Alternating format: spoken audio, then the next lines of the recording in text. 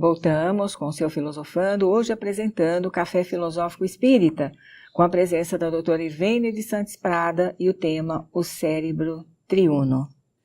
Retenção no terceiro andar, olha, estados contemplativos, permanência em estados contemplativos. É lógico que nós precisamos de momentos de reflexão, de momentos de ficar sozinhos, de momentos de prece. Nós precisamos desses momentos de vivência no terceiro andar, mas não ficar nossa encarnação inteira lá. Porque olha o que está escrito em Evangelho, segundo o Espiritismo, capítulo 17, item 10. O homem que vivesse isolado não teria como exercer a caridade. Somente no contato com os semelhantes, nas lutas mais penosas, ele encontra ocasião de praticá-la. Então, a permanência 24 horas e a vida toda no terceiro andar é que tira de nós a possibilidade de convívio com o semelhante.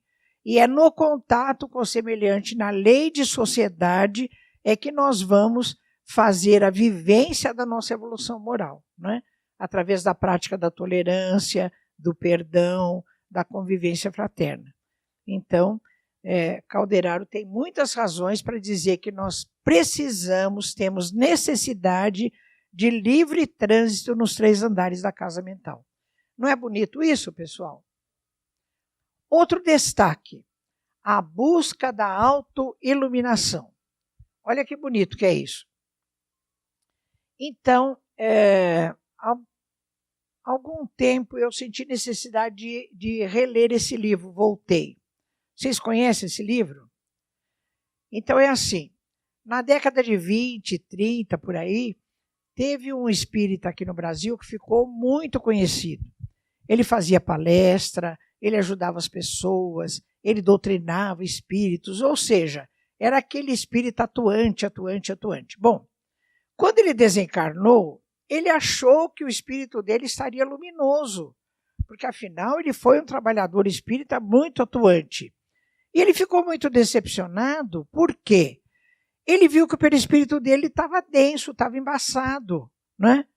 Então, ele com como é que se chama? Com o pseudônimo de Irmão Jacó, ele escreve um livro chamado Voltei, contando essa experiência dele e dando um recado para os espíritas, para que a gente faça o bem, mas sendo bom. Faça caridade sendo caridoso, e foi o que ele não fez. Ele fazia caridade, ele fazia o bem, mas ele não cuidava dos seus sentimentos.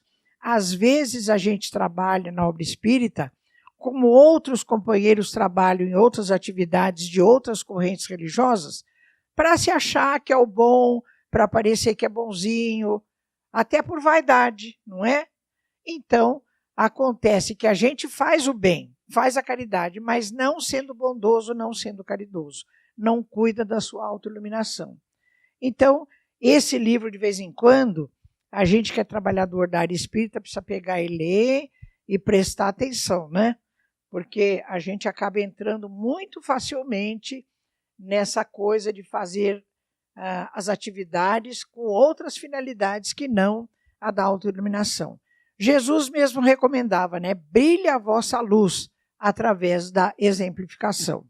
Então, fazer a caridade sendo caridoso, fazer o bem sendo bondoso. Porque a gente tem, às vezes, exemplos disso. Pode chegar uma pessoa na sua porta com fome e pedir alguma coisa para comer. Você pode atendê-lo de duas maneiras. Você pode dizer, puxa, mas eu estou preparando uma palestra para fazer nas casas de André Luiz, me aparece esse cara justo agora, né? Aí corre lá dentro, faz um sanduíche, dá para a criatura para se ver livre dele logo. A gente fez o bem? Fez, porque ele estava com fome e você deu alguma coisa para ele comer. Mas você foi bondoso? Não, porque você não temperou aquela atitude com vibrações de amor. Essa é a diferença. Agora, se você atender a pessoa, falar, eu vou sim preparar alguma coisa para o senhor. Como é o seu nome? O senhor quer uma água também, alguma coisa? Ou seja, você oferece a sua vivência com vibrações de amor. Se você fizer isso, então você será estará fazendo bem, sendo bondoso, estará fazendo a caridade, sendo caridoso. Desde que a gente tempere a nossa atitude com vibrações de amor, né? Então, a gente vai cuidar também da nossa autoiluminação. Quem fala disso também, da necessidade da autoiluminação, é Emmanuel, nesse livro Caminho, Verdade e Vida, no capítulo 76. Ele diz assim, olha, nem sempre os seguidores do Cristo compreendem esse grande imperativo da iluminação própria. Esmagadora porcentagem de aprendizes permanece atenta à edificação dos outros, menosprezando o ensejo de alcançar os bens supremos para si. É muito difícil encontrar a oportunidade entre gratificações da existência humana, porquanto o recurso bendito da iluminação se esconde muitas vezes nos obstáculos, perplexidades e sombras do caminho. Quando eu leio isso, eu me lembro de algumas passagens. Por exemplo, um dia eu estava fazendo feira lá na minha região, chegou uma senhora e falou assim, a senhora não é a professora Irvênia? Eu falei, sou. A senhora fazendo feira? Assim, como se eu fosse um ser superior, né? Que era muito estranho fazer feira. Eu falei, por que não faria? Eu falei, eu sou dona de casa, eu faço feira, eu limpo o banheiro, eu cozinho, cuido da minha casa, cuido da minha família. Aí ela disse assim, mas eu vi a senhora na televisão. Então é assim, né? Você apareceu na televisão, você já sai de ser uma pessoa comum, você já é um ser diferente. A gente precisa tomar muito cuidado com isso, né? Porque senão a gente acaba repetindo a experiência do irmão Jacó, né? Do Frederico Figner. E a gente cai nessas ciladas com muita facilidade. Bem, vamos para frente. Olha, quantos exemplos a gente tem, né? De referências de pessoas que foram caridosas, fizeram caridade sendo caridosas, fizeram o bem sendo boas. Mas eu também tenho aprendido a reconhecer, no meio onde a gente vive, pessoas que são referências também, não é? É uma avó, é uma tia, é um pai, é um vizinho, é um amigo, não é? Então a gente precisa também reconhecer nessas pessoas comuns referências. Outro dia faleceu um vizinho meu, o Júnior. Ele lutou com um linfoma durante 8 anos. E aí eu fui no velório e a Sueli, que é a esposa, me pediu para fazer a prece. Aí eu falei do Júnior, eu falei, olha, o Júnior para mim é uma referência de bondade, de convívio fraterno, porque jamais eu convivi com essa criatura, uns 40 anos que eu moro naquela rua, nunca eu vi essa criatura mal-humorada, ou falar mal de um vizinho, ou reclamar de alguma coisa. Olha, ele lutou esses 8 anos de linfoma com uma tranquilidade, né? Ele vinha dos ciclos de quimioterapia, eu passei por quimioterapia durante 7 meses, eu sei o que é. Ele vinha da quimioterapia branquinho, com o cabelo caído, né? Com a cachorra passeando, e falava, e aí, Júnior, como está? Tudo bem, Irvênia, tudo bem. Falei, como pode sair da quimioterapia, tá tudo bem, né? Mas era assim, tudo bem, vamos indo, tá tudo bem sim, que bom, já estou passeando aqui, já estou andando, sempre bem-humorado, sempre, sabe, uma pessoa que tudo que você conversa com ele eleva o teu padrão vibratório, né? Então são as referências que nós temos no ambiente em que nós vivemos. Por exemplo, a minha família, a família do meu pai, é toda espírita, eu nasci em berço espírita pelo lado do meu pai. O meu avô é que fez o centro espírita lá na minha cidade. O ano passado fez 100 anos. Então, eu sempre vi o meu pai, os meus tios, trabalhando na obra da caridade. Lá perto da minha cidade, na minha época de criança e adolescente, tinha um leprosário. Hoje não tem mais porque já é outro esquema, né? Existe tratamento para hanseníase. Naquele tempo, não. Diagnosticava, você tinha que se excluir do meio social.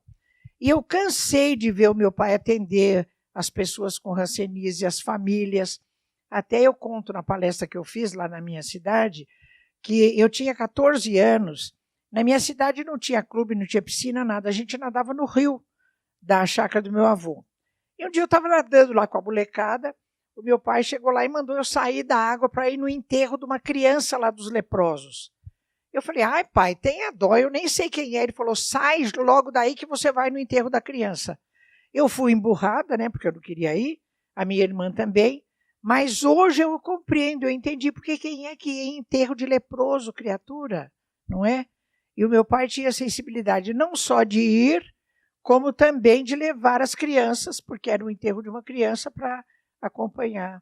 Então são exemplos, são referências que a gente tem, né?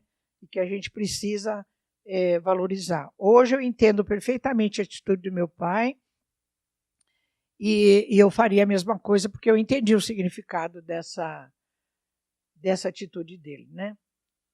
Da gente não perder a oportunidade. Outro destaque, o cérebro inicial e sua ligação com a mente. Olha, sem olhar para lá, se eu perguntasse para vocês assim, olha, a mente, a inteligência, a consciência, ou seja, os atributos todos do espírito, tendo que se ligar no primeiro andar, no segundo andar, no terceiro andar, onde é que vocês optariam que seria ideal? Qual seria a opção? Lá embaixo no cérebro, aqui no córtex ou aqui na área pré-frontal? A gente faria na área pré-frontal, não é? Porque afinal, inteligência, consciência, são atributos tão nobres, vai se ligar onde? Na parte mais nobre do cérebro, não é? Está errado. Se liga lá no primeiro andar, lá embaixo. Quando eu li isso a primeira vez, eu falei, meu Deus, isso aqui não está combinando. Mas depois eu entendi. Porque até do ponto de vista evolutivo, a mentezinha dos animais, quando ela ainda não tem esse córtex diferenciado, ela vai se ligar onde? Ela vai se ligar no que já tem, não é?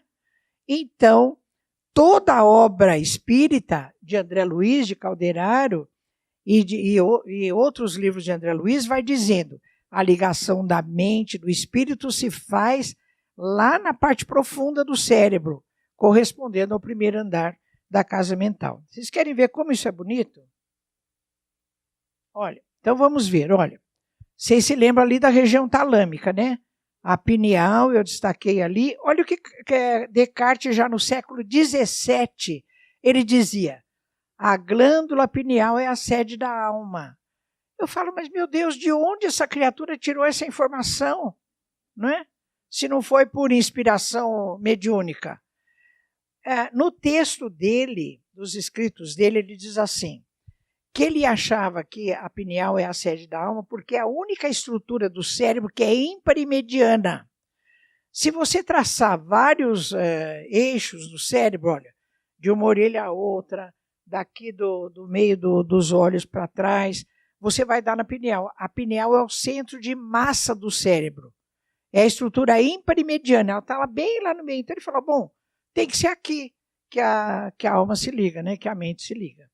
Então vamos ver o que a doutrina espírita fala a respeito disso.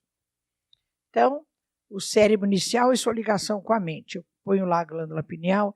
Em Missionários da Luz, de André Luiz, no capítulo 2, e a primeira edição é de 1945, eu gosto sempre de citar as datas para ver o pioneirismo da doutrina espírita em relação à ciência acadêmica. Então é assim, olha, André Luiz diz aí no capítulo 2 de Missionários da Luz, a glândula pineal é a glândula da vida mental, poderosa usina ligada à mente através de princípios eletromagnéticos. Ora, a glândula pineal é uma das estruturas do cérebro inicial, não é? Lembra que a gente viu isso? Então, ele está dizendo isso. Vamos ver outras citações. Em Evolução em Dois Mundos, no capítulo 13, André Luiz diz, e é a primeira edição de 1958, o centro coronário, lembra dos centros de força? Então, é aquele mais esplendoroso, né? O vértice dele dá na glândula pineal. Olha o que ele diz. O centro coronário possui no tálamo, lembra do tálamo? Possui no tálamo vasto sistema de governança do espírito. Então, o espírito manda a informação para o centro de força do perispírito, essa informação vai direto no tálamo e depois é que sobe para o córtex cerebral. No livro O Cérebro Triuno, eu faço uma hipótese de como seria esse trajeto da informação, desde o espírito até as várias regiões cerebrais. Então, é o que ele diz. Ainda mais, olha, Em outras obras de André Luiz, ou seja, em Obreiros da Vida Eterna, quando ele trata do desencarne daquelas criaturas, e também em Evolução em Dois Mundos, no capítulo 17, quando ele fala de sono e desprendimento, ele refere ao desligamento do espírito da fossa romboide. Ora, o que é a fossa romboide? A fossa romboide é o assoalho do quarto ventrículo. Vocês estão vendo ali o tronco encefálico e o cerebelo? Entre essas estruturas tem uma cavidade, que é o quarto ventrículo. O assoalho do quarto ventrículo, que tem vários núcleos de nervos cranianos, é chamado de fossa romboide. Então, André Luiz está referindo que durante o desligamento do espírito, ou no desprendimento do sono, ou na morte, existem liames que estão ligando o espírito à fossa romboide. Então, olha, tem ligação com a pineal, tem ligação com o tálamo, tem ligação com a fossa romboide, ou seja, com estruturas do cérebro inicial. Por isso é que a mente se liga ao cérebro inicial. Bom, eu procurei na literatura acadêmica, nos livros da ciência, se tinha alguma coisa a respeito. Encontrei. Olha, nesse livro que eu recomendo fortemente, de Wilder Penfield, foi um neurocientista famoso das décadas de 50, 60, 70. No livro O Mistério da Mente, capítulo 5, ele diz assim, olha, ele diz assim, o indispensável substrato da consciência localiza-se fora do córtex cerebral, provavelmente no diencéfalo, tálamo, porta de entrada e saída da mente. Olha que coisa extraordinária. Sabe por que ele chegou a essa conclusão? Esse neurocientista, ele era neurocirurgião, ele trabalhou muito com soldados da Segunda Guerra Mundial que tiveram traumatismo craniano. Ele percebeu que em muitos tinha lesões do córtex cerebral muito extensas. E mesmo assim, o indivíduo tinha níveis consideráveis de consciência. Então ele falou, se não tem córtex e tem manifestação de consciência, ela só pode estar se manifestando através do que tem, que são estruturas subcorticais. Então, o que esse autor está dizendo, do ponto de vista da ciência, está confirmando o que André Luiz diz em vários livros, né? Em Evolução em Dois Mundos e em outros que eu citei para vocês, Missionários da Luz, né? Da ligação do espírito com o primeiro andar da casa mental. Essa informação é muito preciosa porque nós podemos entender o caso do anencéfalo, né? Anencéfalo é aquele feto ou criança que dizem que não tem cérebro. Essa informação é totalmente errada, porque esse termo anencéfalo é totalmente impróprio, porque o anencéfalo, na realidade, ele tem várias partes do cérebro. O que falta nele são porções do córtex cerebral, alguns mais, outros menos, né?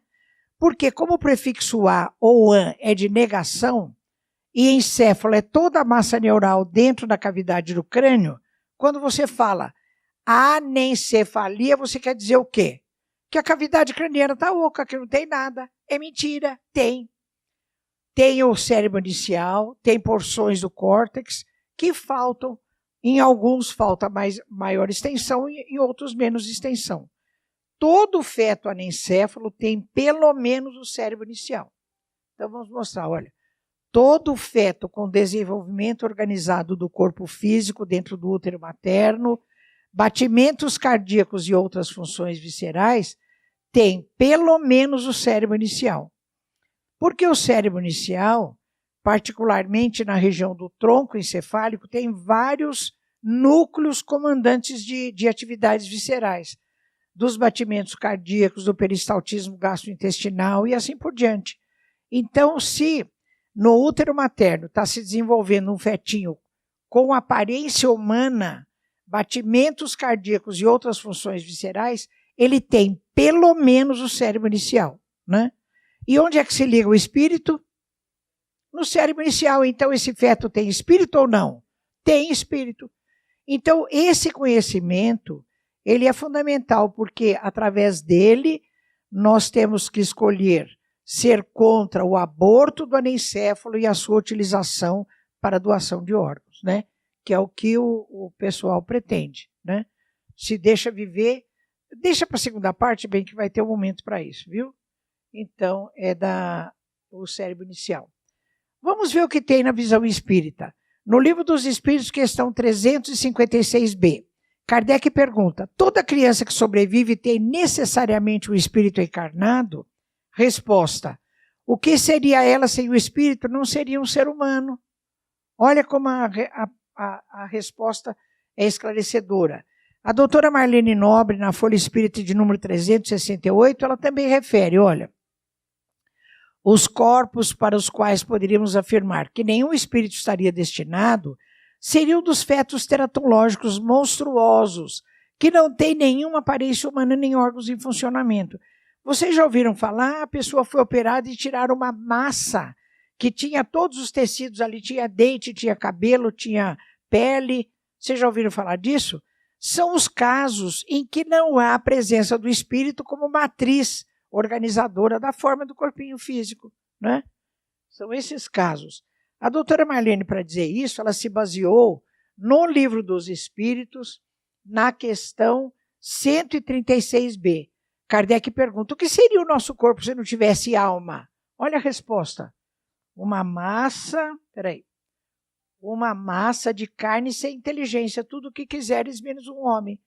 Então, esse entendimento de que o espírito se liga ao cérebro inicial, ele nos esclarece a respeito do anencéfalo. Está desenvolvendo um corpinho físico, tem batimentos cardíacos, tem espírito. É uma massa informe, aí não tem espírito, não é?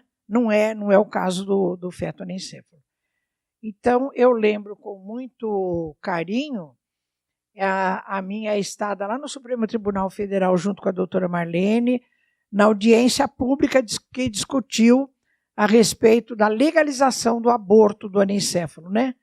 Eu expus lá para os ministros durante 15 minutos tudo que eu estou falando aqui para vocês. Acho que eles não entenderam nada, porque votaram a favor, né? Até depois eu escrevi um artigo no jornal da USP, eu coloquei bem assim, ministro Marco Aurélio de Mello, vírgula, meu pior aluno, porque ele que era o presidente da sessão. Mas eles não deixaram pôr, eles falaram: não, professora, tem que cortar. Eu falei: põe o nome dele aí, porque eu preciso falar que ele foi o meu pior aluno, não entendeu nada do que eu disse lá, né? Mas aí eles não deixaram, então tirou, mas vocês fiquem sabendo que era assim, né? Porque eu fiquei revoltada, eu falei: eu expliquei tão bem explicadinho lá, será possível, né?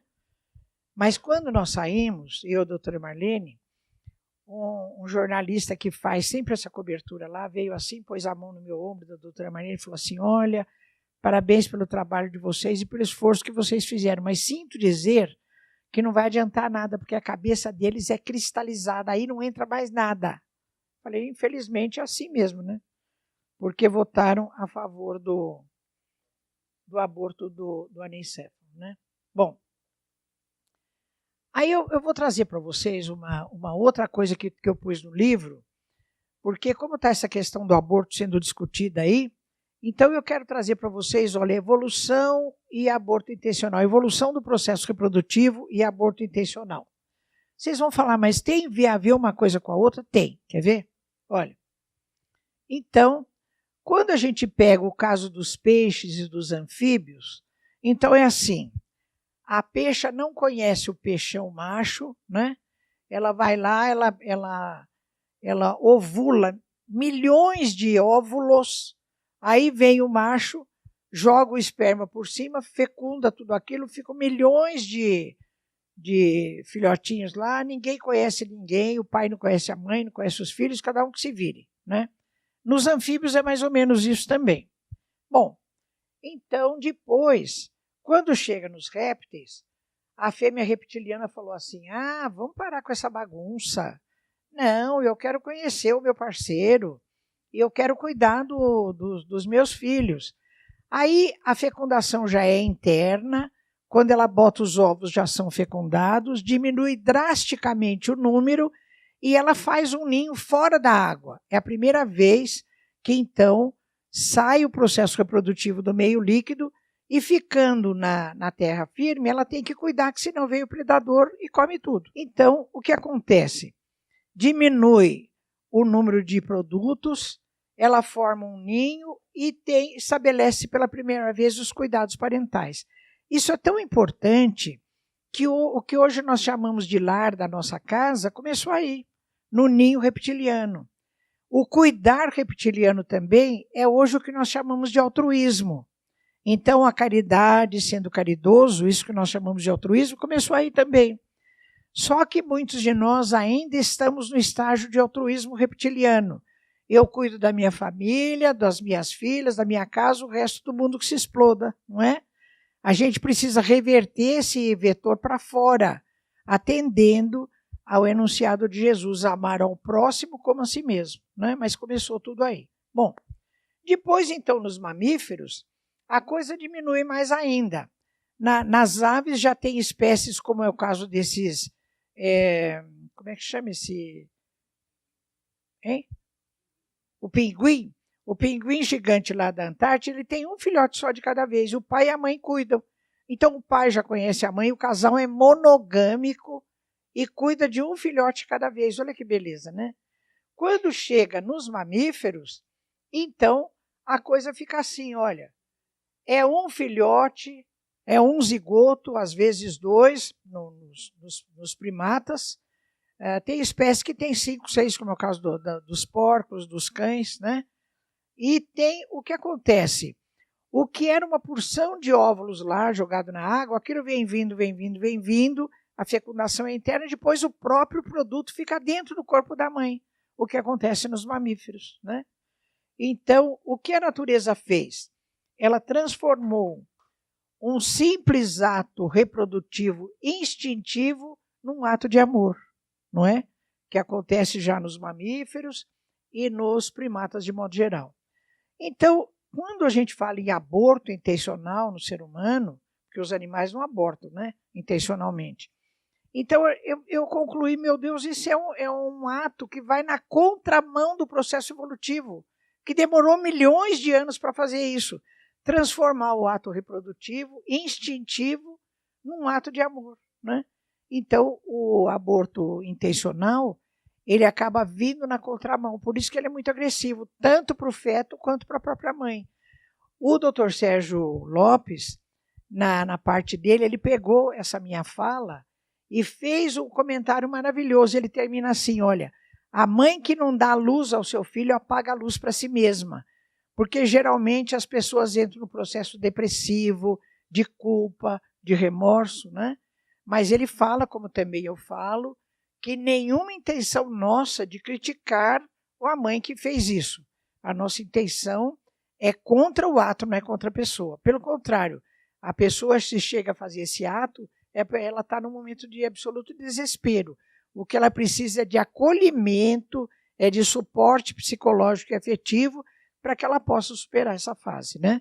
Então, não é só livrar a vida do feto, é o bem-estar e a vida do feto e da mãe, né? Nós temos essa compreensão. Não é bonito isso? Transformar um ato reprodutivo num ato de amor, e ainda depois que nasce na mulher, né? Ela ainda chama o feto outra vez para o seu aconchego para amamentá-lo durante meses com o seu próprio leite. Quer dizer, é um ato de amor, de total doação. E o aborto intencional, ele vem na contramão desse processo, né? Bom, outro destaque, eu estou terminando, destaque a conversa entre o sistema límbico e os lobos frontais. Vocês lembram do sistema límbico? É aquele conjunto de estruturas que trabalham com a manifestação de comportamentos acompanhados de emoções. Olha que interessante que é isso, a conversa entre os dois. Nesse livro da doutora Rita Carter, ela fala do caso de um paciente do Dr. Antônio Damasio, que é um neurocientista português radicado nos Estados Unidos, e ela conta a história do Eliot. Foi um paciente que ele teve um tumor onde estão aquelas duas linhas paralelas, e o neurocirurgião, ao extirpar o tumor, interrompeu as ligações neurais entre o sistema límbico e a área pré-frontal. O que aconteceu com o Eliot? Ele perdeu a capacidade de sentir, mostravam para ele cenas de acidente, cenas dramáticas, e ele ficava totalmente impassível. Ele falava assim, eu sei que isso é terrível, mas eu não consigo sentir essa emoção. Aliás, ele devia sentir lá dentro no sistema límbico. O que ele não tinha era como conscientizar através do lobo frontal o tipo de emoção que ele estava sentindo, né? Por causa da perda das ligações. Outra coisa também que ele perdeu foi a capacidade de escolher. Ele tinha extrema dificuldade em escolher. Até as coisas mais simples, como o tempo está ruim. Então eu pego o guarda-chuva, eu pego a capa e as coisas mais difíceis da sua vida. Então ele perdeu o quê? Perdeu o feeling. Perdeu essa coisa, essa sensibilidade, esse sexto sentido que nós mulheres nos orgulhamos em ter mais do que os homens, né? Então as mulheres falam, eu percebi alguma coisa assim. A gente tem esse feeling mais acentuado, né? Então, na realidade, todos os estudos em cima disso revelam o seguinte, conclusão, todas as nossas escolhas racionais, lógicas, elas não são imparciais, elas são sempre motivadas pelo colorido do nosso emocional. Olha que beleza que é isso. Vamos ver quem fala nisso. Quer ver? Olha, a doutora Candice Pert, que é uma neurocientista americana, no livro Moléculas da Emoção e Conexão Mente-Corpo-Espírito, ela fala exatamente isso, que nós somos regidos pelas nossas emoções, que as nossas escolhas têm por base as nossas emoções. Vamos ver. Outro dia eu estava preparando uma outra palestra para outra coisa, eu dei com essa criatura, olha, Herbert Spencer, sociólogo inglês positivista, Ernesto Bozano foi discípulo dele, por isso que eu acabei chegando nessa figura. Biólogo, antropólogo, literata, conhecia teoria política, economia, psicologia, é o que se chama hoje de polímata, né? É o indivíduo que consegue abarcar vários ramos do conhecimento. Ele era chamado, na época dele, de Aristóteles moderno. E ele diz assim no texto dele, olha, a opinião é determinada em última análise pelos sentimentos e não pelo intelecto. O que ele está falando é o que a doutora Rita Carter, que é neurocientista, está falando. E o que a André Luiz está falando também, eu vou mostrar para vocês, quer ver? De maneira pioneira. Olha o que André Luiz diz em Evolução em Dois Mundos, capítulo 13, 1958. Olha, a partícula de pensamento é passiva perante o sentimento que lhe dá forma e natureza para o bem ou para o mal. Então, daí a necessidade de nós educarmos as nossas emoções, os nossos sentimentos, né? Porque as nossas escolhas vão refletir o colorido das nossas emoções. Isso é muito bonito, né? Bom, um dia eu estava fazendo uma palavra cruzada e eu gosto muito daquela que é duplex. Quem faz palavra cruzada sabe, né? Tem as várias coisas, vai formando uma frase de uma pessoa. Era do Mário Quintana, um literato gaúcho, poeta, e formou essa frase, olha, a imparcialidade não existe. Eu falei, mas como é que essa criatura que é poeta, que é literato, sabe disso? Que é um conhecimento de neurociência, né? O Dr. Hermínio Miranda, aquele espírita que desencarnou há uns poucos anos, tem mais de 30 livros publicados, numa palestra aqui em São Paulo, ele falou assim, os poetas, os artistas já sabem aquilo que os cientistas estão procurando, porque eles trabalham com a via intuitiva, e os cientistas trabalham com a via racional, que é muito mais penosa, né, e muito mais lenta. Então, Mário Quintana já tinha esse conhecimento, que a imparcialidade não existe. Ela é sempre dirigida as nossas escolhas sempre pelo colorido das nossas emoções. Bom, esse aqui acho que é o último destaque, cérebro e mediunidade. Porque no livro eu coloquei uma coisa que eu fiquei pensando. Como será que o cérebro trabalha nos 3 andares com a casa mental, com a mediunidade? Olha que interessante. Eu peguei nos domínios da mediunidade de André Luiz, capítulo 6 e 8. Olha, o caso de psicofonia consciente da Eugênia, capítulo 6, e psicofonia sonambúlica inconsciente, a médium Celina, capítulo 8. Então, vou mostrar, olha. Quando começa o transe mediúnico, o espírito sofredor aproxima-se de Eugênia, o mentor aplica forças magnéticas sobre o córtex cerebral de Eugênia. Promove-se uma enxertia psíquica. Leves fios brilhantes ligam a fronte de Eugênia ao espírito comunicante. Olha, fronte aqui é a região da testa. O que tem aqui de cérebro aqui atrás? A área pré-frontal, não é?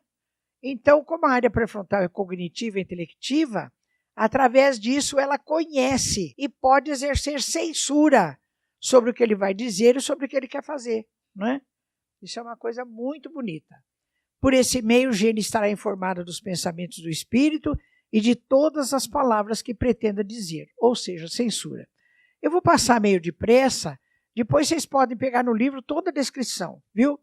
Porque já estou chegando no horário que eu combinei com a Sônia, da gente tomar um cafezinho e partir para... Então, vem vindo toda aí a sequência, viu?